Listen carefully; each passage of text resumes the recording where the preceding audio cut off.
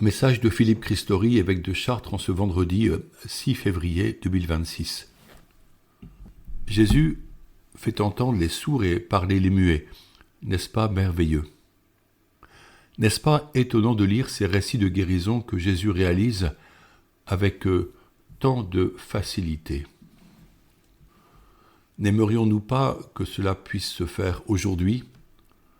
Quelle est donc notre foi en la puissance du Saint-Esprit qui guérit? Lourdes, où nous aimons nous rendre en pèlerinage, est bien un lieu où cette grâce est donnée à certains. Mais n'oublions pas que la guérison opérée par Jésus appelle à la conversion et à la foi en lui, en sa parole de vie et en vue du ciel. Continuons maintenant notre lecture suivie de l'Évangile selon saint Marc.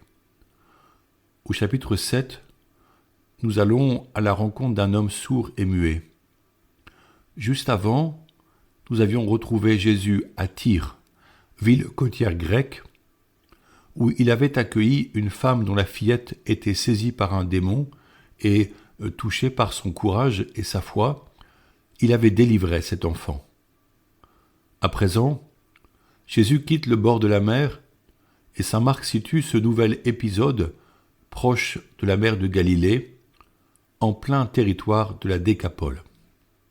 Que désigne le mot Décapole? On retrouve le chiffre 10 et le terme ville. Donc il désigne la région des 10 villes grecques fondées à l'époque lointaine par le conquérant Alexandre le Grand. Ces villes sont situées dans plusieurs pays actuels, la Syrie, la Jordanie et Israël, Damas étant la ville la plus connue. La réputation de Jésus le précède et dès son arrivée, on vient vers lui. C'est ainsi que des gens lui amènent un sourd qui avait aussi de la difficulté à parler et supplie Jésus de poser la main sur lui. Il est important de noter que Jésus ne se met pas en scène, il ne fait pas une démonstration de sa puissance, il demeure discret comme souvent, désirant même préserver son secret messianique. Pourquoi ce secret? Car le projet de Dieu est de susciter la foi en Jésus, envoyé du Père, afin que, par sa prédication, les gens recherchent Dieu et reconnaissent en Jésus le Verbe divin fait chair. Le projet de Dieu n'est pas la guérison physique, mais l'adhésion au royaume. S'il guérit ainsi ces pauvres gens, c'est parce que son cœur déborde d'amour pour ces êtres affligés. Mais il nous met en garde. Cherchez d'abord le royaume de Dieu. En effet, Jésus sait que les disciples seront inconstants et souvent infidèles. Lors de la passion, certains fuiront, d'autres le renieront. Être un disciple de Jésus et un témoin de sa parole de vie appelle une adhésion entière du cœur et de l'esprit, ancrée dans une vie intense de prière, pour être capable de faire face, avec la grâce de Dieu, si la persécution advenait. Aussi, pour aider ce pauvre sourd-muet, Jésus l'emmena à l'écart, loin de la foule, lui mit les doigts dans les oreilles et, avec sa salive, lui toucha la langue. C'est un geste touchant qui rappelle la création de l'homme à partir de la glaise et du souffle de Dieu. En quelque sorte, nous pouvons dire que Jésus achève la création de ce pauvre privé de ses sens. Utilisant sa propre salive qu'il dépose sur la langue de l'homme, c'est un peu de sa vie qu'il lui communique. Geste sacramentel qui est réalisé aujourd'hui dans le sacrement des malades avec le Saint Crème, l'huile parfumée consacrée lors de la messe chrismale, qui permet cette onction sur le front et dans le creux des mains, symbole de la grâce divine et de la présence du Saint-Esprit. Jésus, dans une prière adressée à Dieu son Père, ajoute une parole qui accompagne son geste libérateur, Ephata, terme qui signifie « ouvre-toi ». C'est alors, dit saint Marc, que ses oreilles s'ouvrirent, sa langue se délia et il parlait correctement. Cet homme peut dorénavant entendre et écouter de tout son cœur les paroles qui viennent du Seigneur. Il peut les mémoriser les prier intérieurement puis les proclamer à ses amis. La vie chrétienne est une relation à Dieu qui nous parle, tout disciple étant, par son baptême, un écoutant et un prophète. Il est émouvant pour un célébrant d'appeler le Saint-Esprit sur une personne demandant le baptême, même les bébés, et de lui commander de s'ouvrir à la parole et de la proclamer. Pour la majorité des chrétiens, l'obstacle à la vocation prophétique n'est pas physique mais psychologique. Il y a un choix du cœur et de la volonté à poser pour se rendre disponible à la parole, afin d'en être le serviteur. Ne crains pas, je mets dans ta bouche mes paroles, dit Dieu au jeune prophète Jérémie, qui lui disait « Ah, Seigneur mon Dieu, vois donc, je ne sais pas parler, je suis un enfant. » En écho, on peut retrouver ce désir chez Moïse, qui espère que tous les Hébreux soient prophètes. Ah, si le Seigneur pouvait faire de tout son peuple un peuple de prophètes, si le Seigneur pouvait mettre sur eux son esprit.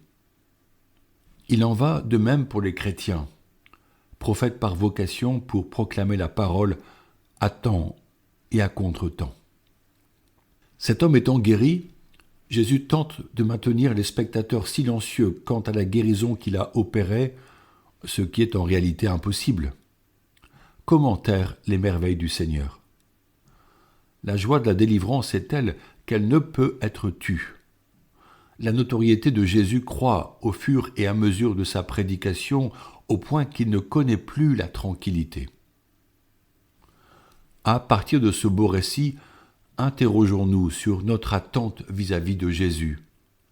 Qu'espère-t-on de lui ? Comme ces personnes qui se sont dirigées vers lui avec leurs amis handicapés, prenons le temps d'aller à lui, en méditant les récits de sa vie et en écoutant ses paroles. Elles ont le pouvoir de nous transformer et de nous infuser la sagesse. Elles nous inspireront dans nos choix et dans l'élaboration de nos projets. Dans quelques jours commencera le carême, et c'est maintenant le moment de nous y préparer, de prier et de réfléchir à notre disposition intérieure à aller vers Jésus, à recevoir ses paroles, à être disponible aux autres. Les évangiles nous éclaireront sur les choix à poser. C'est bien le temps de faire une halte, un crayon à la main, afin de noter les intuitions que l'Esprit nous communiquera. Avant de conclure ce message, je souhaite vous partager une joie et une intention de prière, celle de la fête des consacrés. La vie consacrée dans l'Église prend des formes multiples, apostoliques et contemplatives, vivant dans le monde ou à l'écart dans le silence d'un monastère.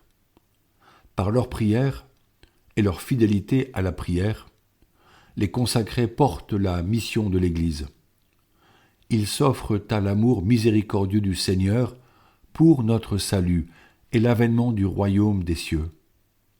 Ils tissent un réseau fait de prières, d'accueil, de compassion qui illumine notre vie ecclésiale. C'est un grand bienfait, et c'est toujours une joie de rencontrer des jeunes gens qui embrassent cette vocation à se donner et à tout donner, pour reprendre la belle formule de sainte Thérèse de Lisieux. Nous avons honoré joyeusement les consacrés le 2 février, en la fête de la présentation de Jésus au Temple. Je vous invite à prier ensemble maintenant pour nos amis consacrés, mais encore pour la paix dans le monde, et surtout en Ukraine, car en ce mois de février, c'est une 5e année de guerre qui commence sur cette terre meurtrie. Cette folie qu'est la guerre, menée par des hommes inconséquents, laisse tant d'êtres épuisés et affligés. Prions et supplions pour eux et pour la paix. Notre Père qui es aux cieux, que ton nom soit sanctifié, que ton règne vienne, que ta volonté soit faite sur la terre comme au ciel. Donne-nous aujourd'hui notre pain de ce jour. Pardonne-nous nos offenses, comme nous pardonnons aussi à ceux qui nous ont offensés. Ne nous laisse pas entrer en tentation, mais délivre-nous du mal. Amen. Bonne journée à tous.